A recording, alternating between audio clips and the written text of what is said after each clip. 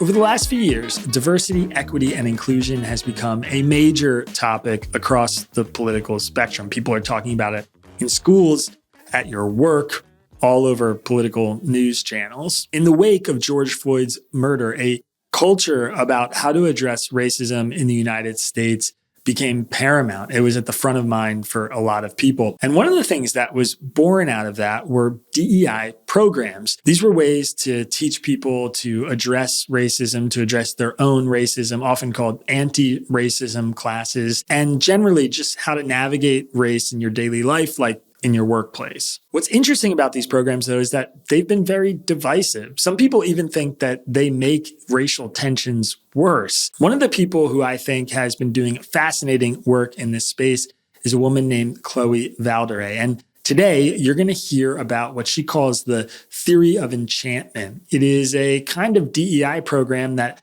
she created that I think has a very unique take and framework for how to address these issues.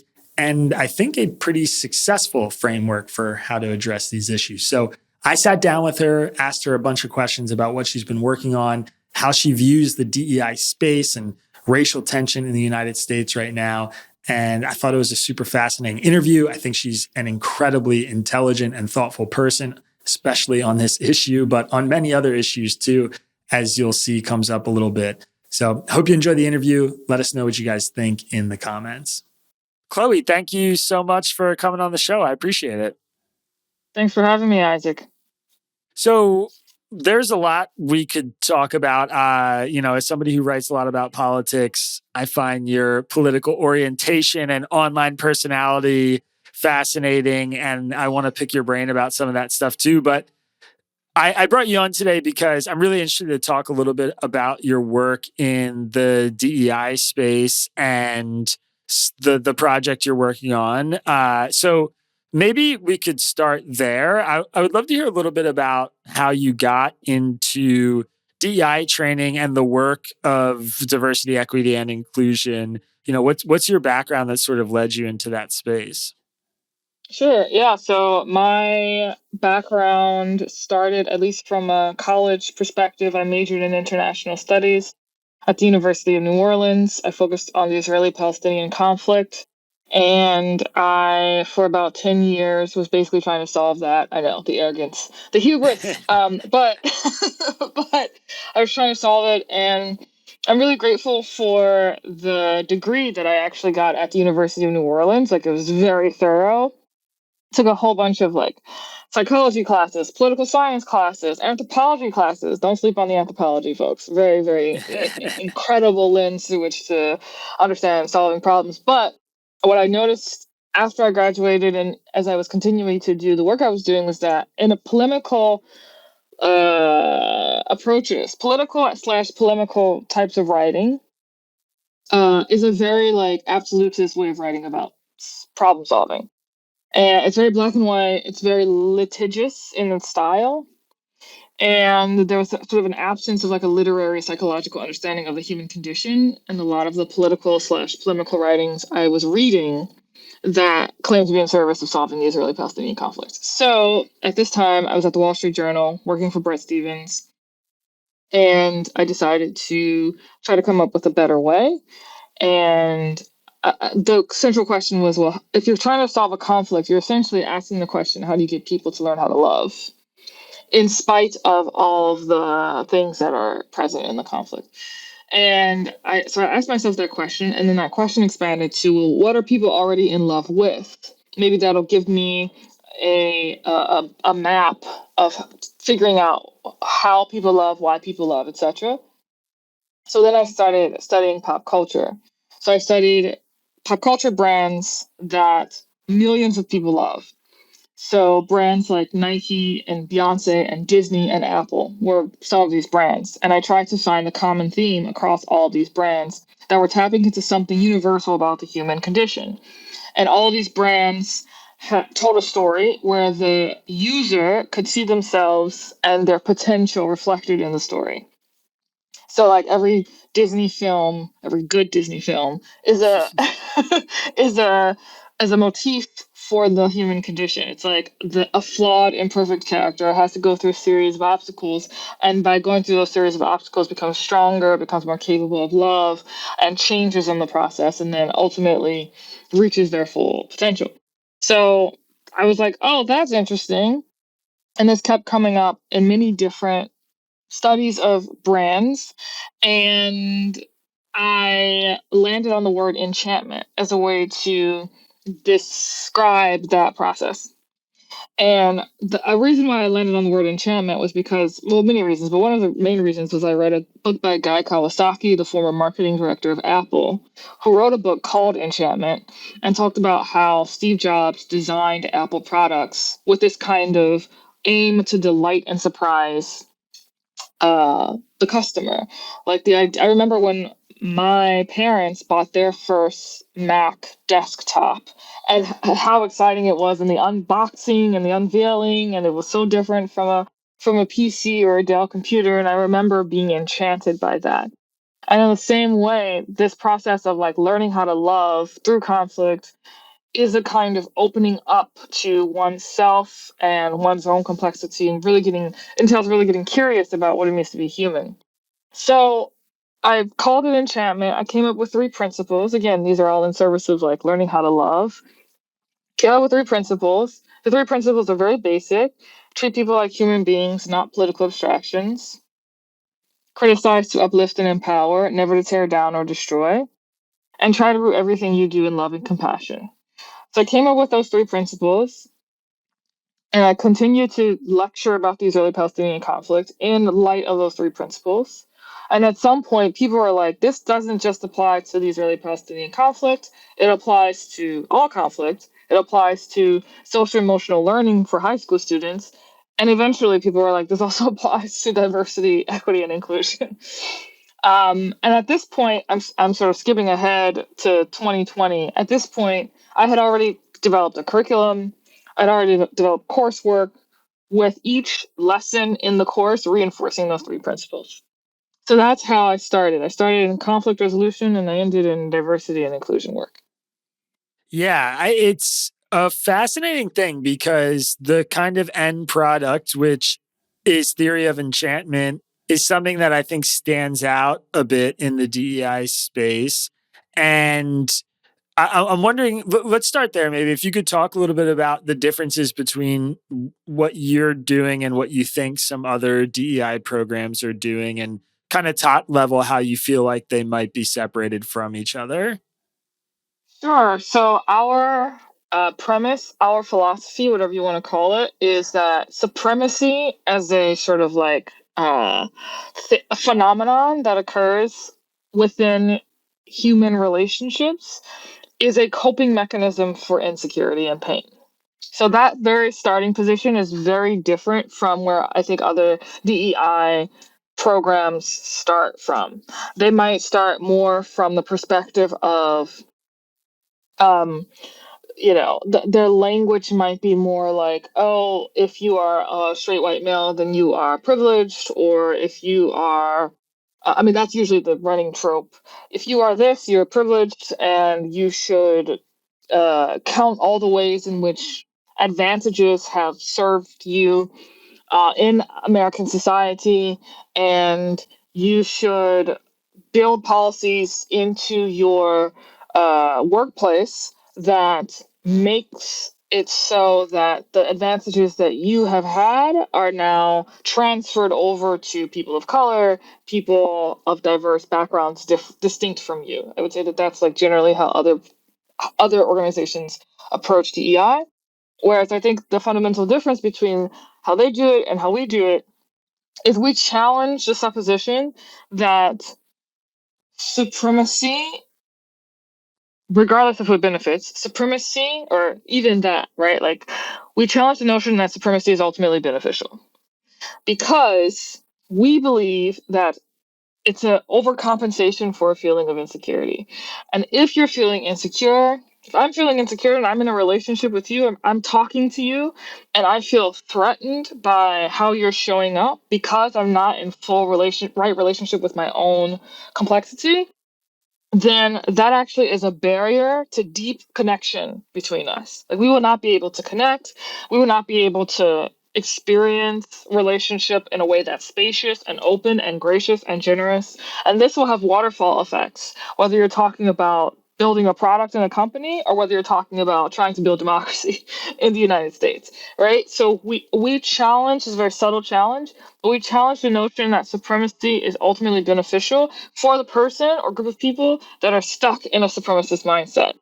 And a solution for that is the practice of getting a right relationship with yourself, which is a practice. It takes practice, it takes reps, it takes prompts, it takes a new way of perceiving yourself in the world, which will then waterfall into you being able to perceive others differently. I would say that is the main distinction between how we approach DEI and how other people approach DEI. Yeah, it's interesting. I mean, I have actually, I've been a part of DEI programs because of various organizations I've worked for. I've actually never had it happen at the place of my employment, but this, organizations that I participate in or was a member of or whatever have done certain trainings and I've attended them.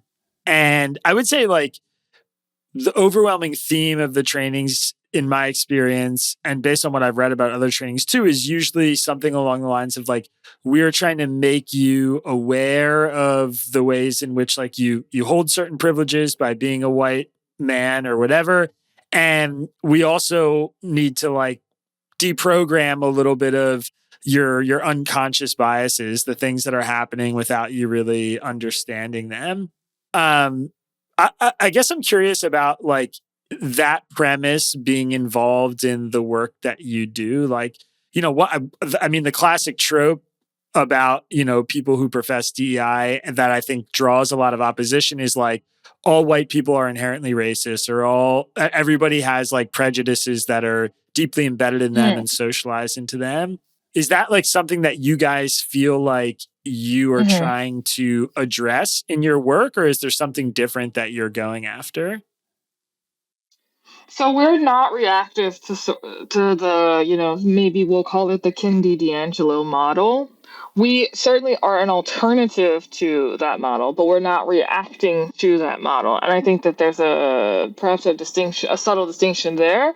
We do not promote the notion that all white people are inherently racist. And I actually don't think that most DEI programs that are our competitors, quite frankly, promote that notion. I know that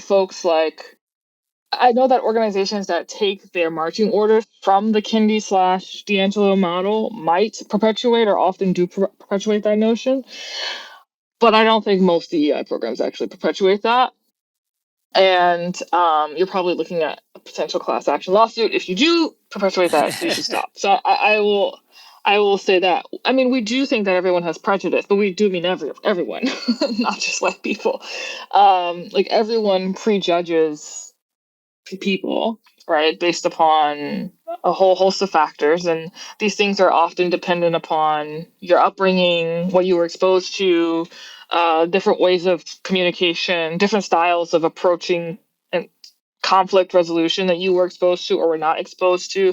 Like, I might have a prejudice against a man yelling at me because I experience growing up a disciplinarian habit on the part of my father of him yelling at me, right? And so part of the theory of enchantment's work is to actually trace back where your prejudices come from.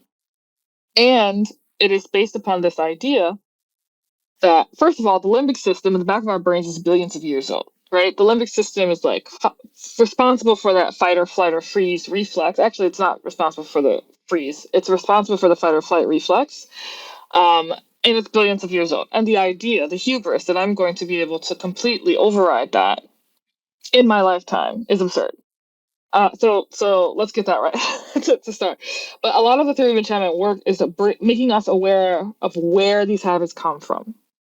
Right. So there are lessons within the theory of enchantment coursework on parental baggage that invite the player of the game, so to speak, to get curious about what is rising within them from moment to moment when they're in, certain experiences that trigger them, right? Not as a way to repress the triggers, nor as a way to be unconsciously controlled by those triggers. right? Which are two sides of the same coin. So what we're trying to do is get people to attune to their inner workings of their own being so that they see that they have autonomy, agency, and choice of how to respond, not react, but how to respond in situations where their prejudice may arise. Again, it's a very, I think, subtle and ultimately sophisticated distinction, but it's very necessary because one of the things that I constantly hear in this sort of like industry, if that's what you want to call it, is like, we need to reform the system or even like destroy the system, right? People go from either a Rousseauian worldview or a Hobbesian worldview when it comes to like system change, which I think are both insufficient in terms of a commentary on how systems actually work. If you want to change systems, if you want to change institutional systems, and you should want to change institutional systems, many institutional systems are notoriously bureaucratic, not to say rife with other problems that incentivize us to be prejudiced towards each other. But if you want to change those systems, you actually cannot change them without changing yourself. You cannot change them without changing this system, which again is actually, from an evolutionary perspective, billions of years older than even the institution of redlining, right? Or even the institution of another historically racist policy that you're trying to correct for. So, things to think about. Yeah, I mean, I guess hearing you talk, one of the things that occurs to me is I don't totally grasp how you can take these really complex issues into practice when you go into one of these trainings. So can you tell me a little bit about like what literally happens when you go into, to work with a corporation or company or whatever, or a group that comes to you? What's like Yeah, actually happening in the room? What kind of steps are you taking with them to yeah. sort of address some of this stuff? So there are a suite of products that we offer. The first is a 90-minute sprint. We like games, so we give game names to all of our products. So it's a 90-minute sprint, which is a 90-minute workshop. And in that workshop, we explore the first principle. Treat people like human beings, not political abstractions. And in this workshop, which is kind of, again, built like a game, it's like a PowerPoint presentation, but it's very conversational, it's very interactive. So one of the first things we say is like, okay, well, what does it actually mean to be a human being? Let's start there. And we break down the complexity of what it means to be a human being. Again, the billions of years old of the systems that we're working with right here, right now, the limbic system, the prefrontal cortex, etc. We then bring in pop culture references to give people a taste of how complex it is to be a human being. We give people practices. So, like one practice that we do is the Who Am I practice. And in the Who Am I practice, called the Who Am I practice, we have people put a timer on for 3 minutes and we get them to ask themselves, Who am I? And for every answer that comes to them, whether positive or negative, they say to themselves, Thank you. They write down the answer and they say to themselves, Thank you. And it's really important to express the gratitude piece, especially for the perceived negative things that they're saying or that they have, because what often happens is when we are stereotyping others, we are projecting our negative qualities onto other people. So if I do the Who Am I practice, and I know that in some contexts I am hardworking, but in other contexts I am lazy, and I'm able to express gratitude for that complexity, I will be less likely to project the negative stereotype of laziness onto another group of people. And if I do if I do project that stereotype of laziness on another group of people, over time, the theory of change with the theory of enchantment is that I will actually be able to catch myself, right? Because I will be able to start getting curious about that emotion that's rising within me. Where did that come from? What is my relationship to laziness? Why am I seeing it as this fixed thing? Like, how do I perceive it within myself? And is that what's going on here?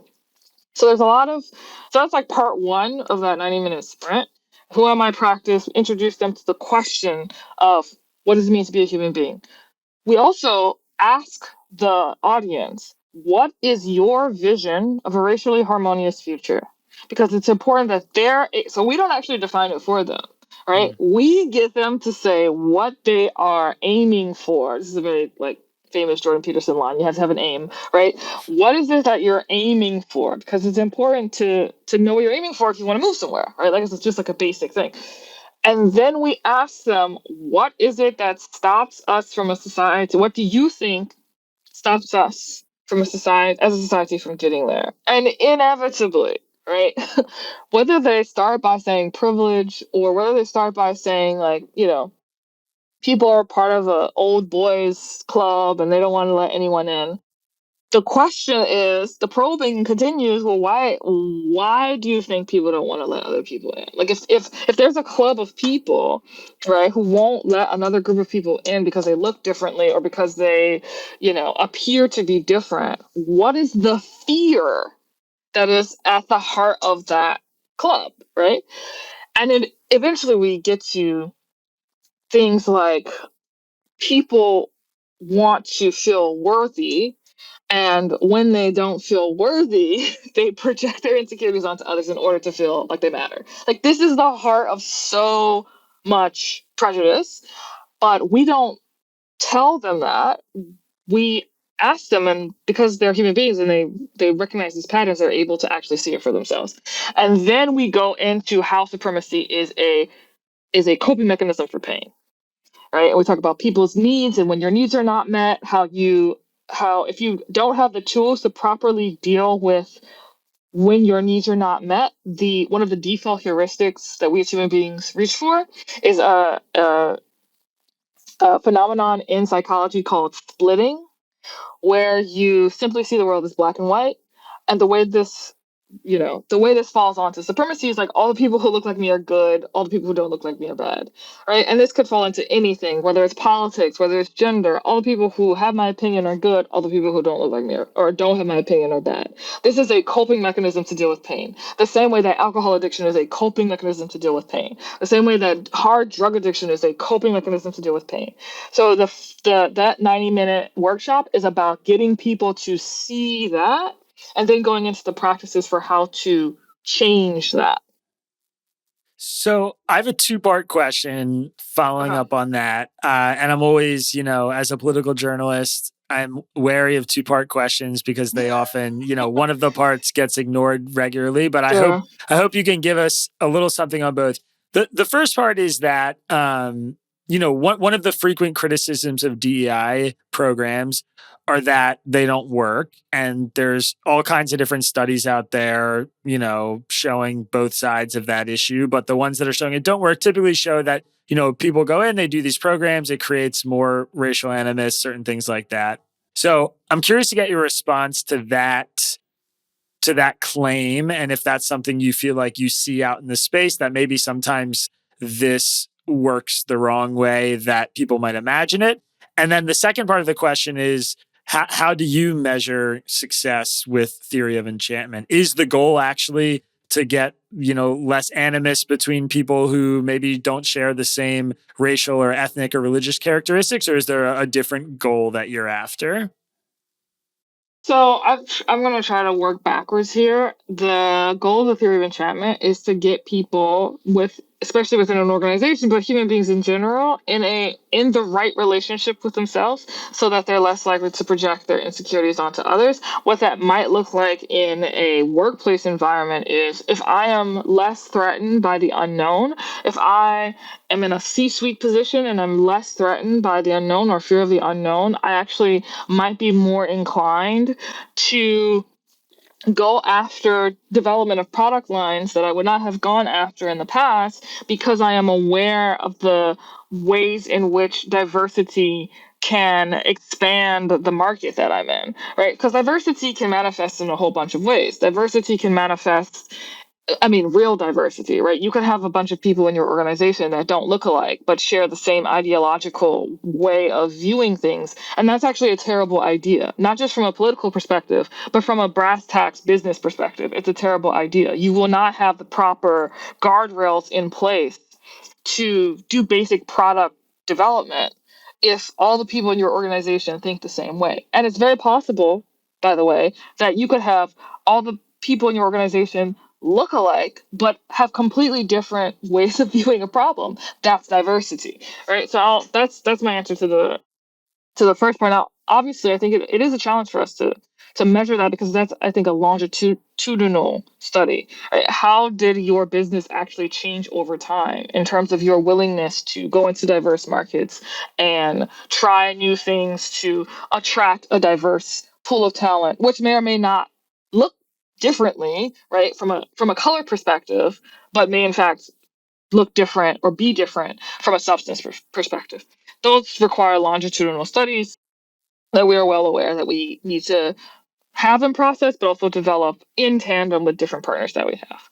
To answer the first question, I think that diversity, equity, and inclusion programs will not work if the person or the group of people promoting the philosophy do not understand that supremacy is a coping mechanism for pain. Because what they will do instead is that they will simply promote a kind of ethic whereby it's just about like these people have resources, these people don't have resources, whether that's true or not. These people have resources, these people don't have resources. And so we're not going to address the scarcity based mindset. We're just going to create a situation in which we need to encourage those people over there to pursue more of those resources, which actually may or may not result in long term holistic change in an integrated community. There's a there's a way in which certain organizations that promote certain types of DEI will be like have a quota based way of measuring if the company has become diverse or not. What's fascinating about this to me is that these not only do these quota systems not work because if your culture, let's say your workplace culture is a culture of is a culture that lacks trust between the people of one race, let alone all the race. But like, let's say it lacks trust. Let's say it lacks a feeling of belonging. Let's say that like some people are mad that you've made us go back to the office post COVID, and some people are really happy that you haven't, that we're being made to go back to the office. There's all these other problems, right? And then you superimpose a quota system that says we need to get our hires up to reflect a certain racial balance.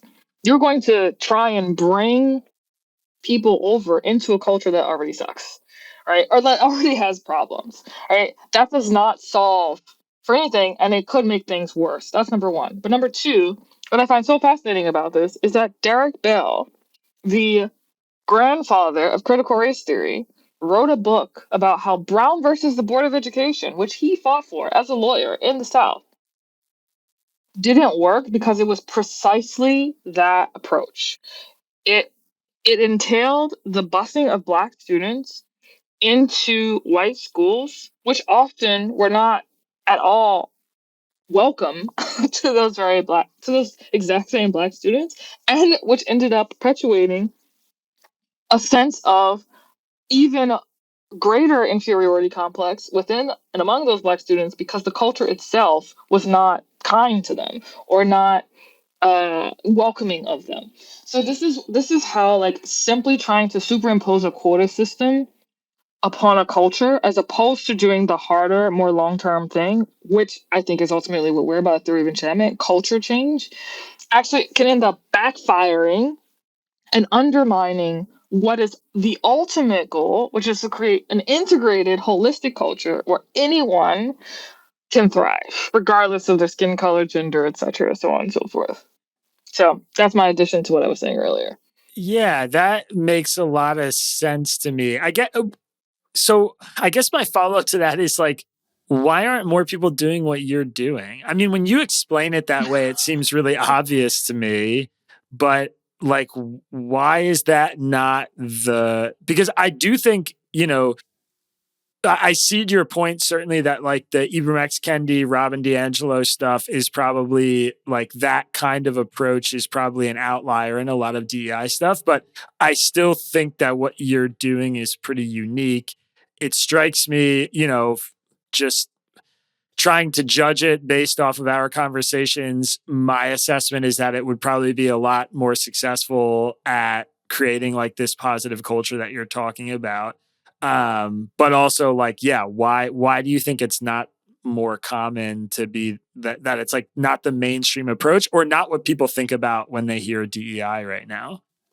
That's a good question, Isaac. We're definitely trying to change that. We're trying to obviously being on podcasts such as yours will help in that regard. But I think also part of it is like some organizations get affected by ideology capture, where there's a small but vocal minority within their employee community that is insisting on a certain way of doing a diversity and inclusion, and threatened the higher ups. I don't know what they threaten them with, but like threaten them with something if they do not in fact superimpose whatever they want. But that's the thing, right? It's like I could steel man that perspective within the context of theory of enchantment.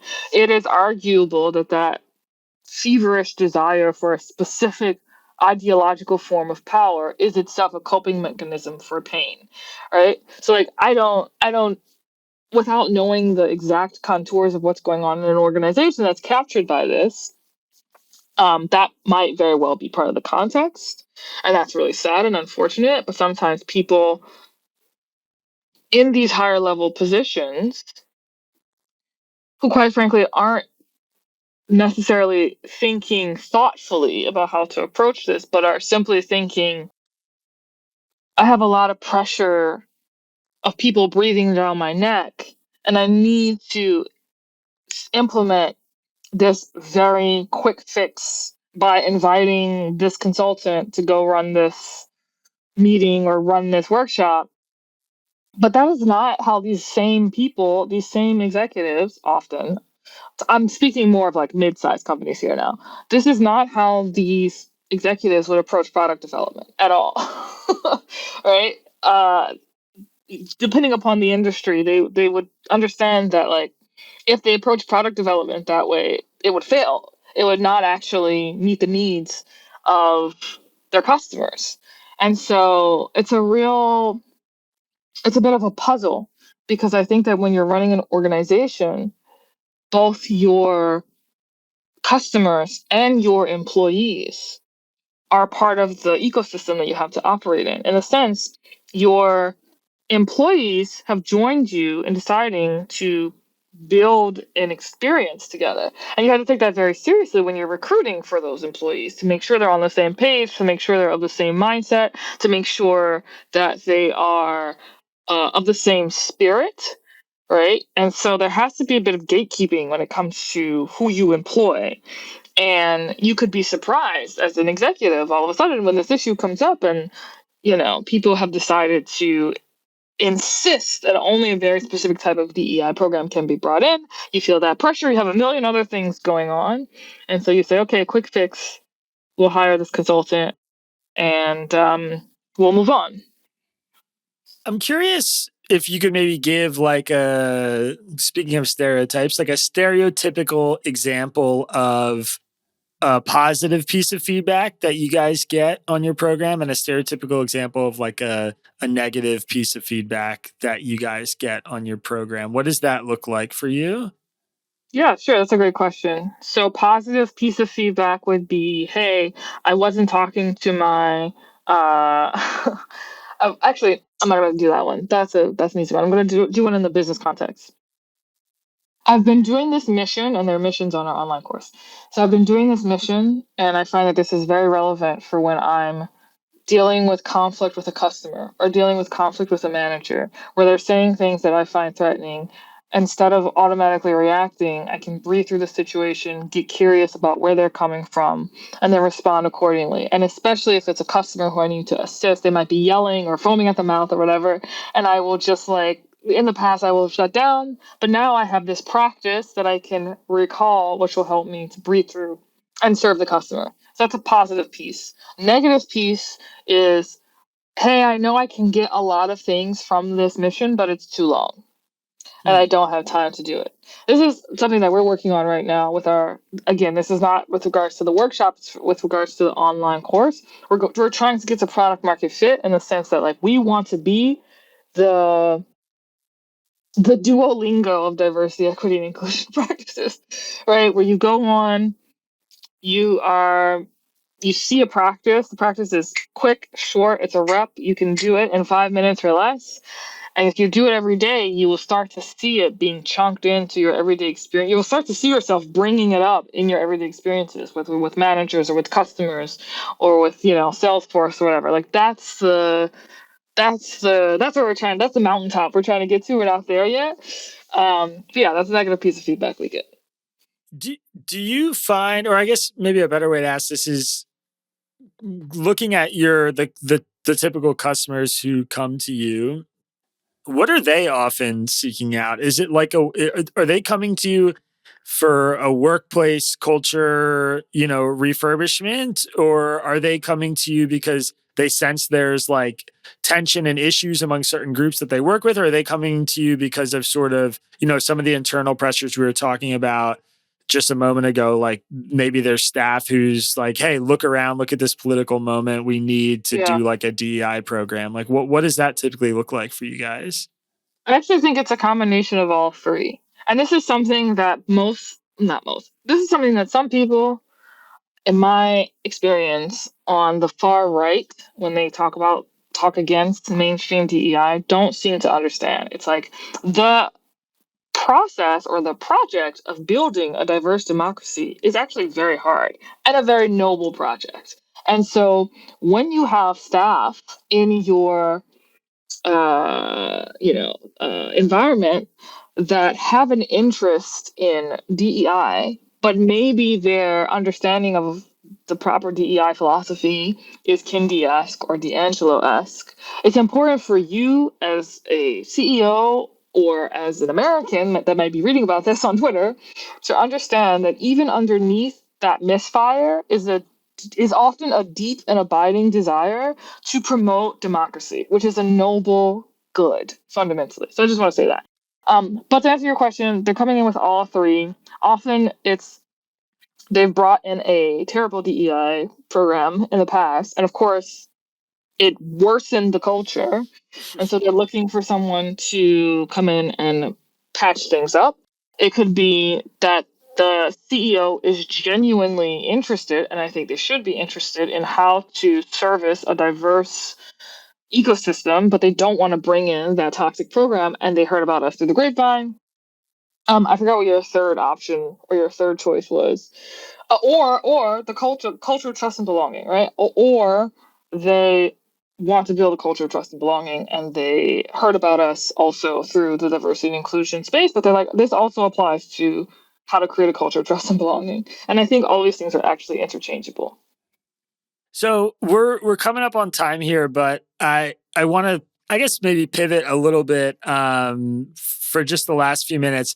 And this is in some ways like mostly out of my own personal curiosity, but I'm very interested in like how you position yourself or orient yourself politically in this moment. It strikes me that I follow your writing, I follow you on Twitter and stuff and see the work you're doing. And there's a lot of things I think in our archetypes of people who are involved in politics sort of conflict with each other, maybe on the surface. And you can correct me if I'm wrong. I believe you identify as like pro-Israel Zionist. You Yeah. mentioned, you worked with Bret Stephens, Wall Street Journal background. There's kind of this like conservative bent ethos. And then some people are going to read this or maybe listen to it, but you're a young Black woman. You're working on a DEI program. I see you going to war with people on the right on Twitter sometimes. Yeah. I think like you probably break some people's brains when they like see you and try and interact with you. So I'm very curious, like how you think about. I mean,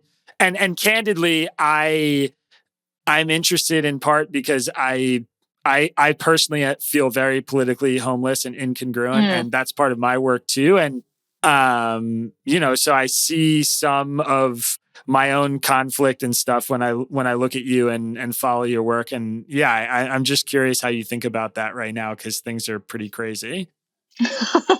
I mean, yeah, the way you describe me, it sounds like I'm kind of all over the place politically. But I think I don't really identify politically at all. I certainly grew up in a conservative home, so I have a lot of I have an understanding of conservative certain elements of conservative principles and conservative thought. But I'm also perhaps even more critical of conservatism in some ways because of how I grew up. Um, I think that my main lens through which I view the world now, and I mean this behaviorally, is theory of enchantment. And so oftentimes when I'm seeing people say things, especially on Twitter, my drug of choice. Yeah, me too. When people say things on Twitter, in the past I'd get way more not just reactive, but I would feel something rise and fall. But over time, as I have done many of the practices in Theory of Enchantment, I am simply able to recognize that people are projecting on these platforms, right? People are projecting, people are walking around with very split heuristics, very black and white, absolutist ways of seeing the world. And it actually takes a long time, or it takes a long time, but it also takes a lot of courage to break out of that mold, because that mold and that way of thinking, again, is a defensive mechanism. It serves one's sense of security. And it is very hard to feel as if you are free falling with nothing to grasp, with nothing to hold on to politically, philosophically, ideologically, or whatever. Like, I had that experience when I moved from home to New York. Like, I'm originally from New Orleans. So when I moved, I was questioning some of the ways in which I was raised, right? I was questioning some of the dogmas with which I was raised. And that felt like torture. That felt terrible. It is a very hard and difficult thing to not know who you are. And so, by contrast, it's very easy to simply reach for the easy heuristic so that you can know who you are, so that you can have a roadmap for what you're supposed to do, what you're not supposed to do, so on and so forth. So, I don't want to be dismissive of the weight of the task, and the task is so weighty because human beings, part of the human condition, need to be able to feel like they belong, right? And so the feverish nature with which people hold tight to these ideological dogmas is simply an indication that they need to belong. So now when I perceive certain issues as they occur to me or as they are presented to me, again, especially on Twitter and social media in general, I am more inclined to see what's happening through that lens, as opposed to, you say this, I'm going to say this, right? Or like, as opposed to a more reactive kind of way. So my political ideology, if you want to call it that, is Theory of Enchantment. That's the lens through which I perceive the world. I love it. Chloé Valdary, thank you so much for giving us some time. I'm sure people are going to want to keep up with some of your work or maybe check out Theory of Enchantment. Where's the best place they can do that?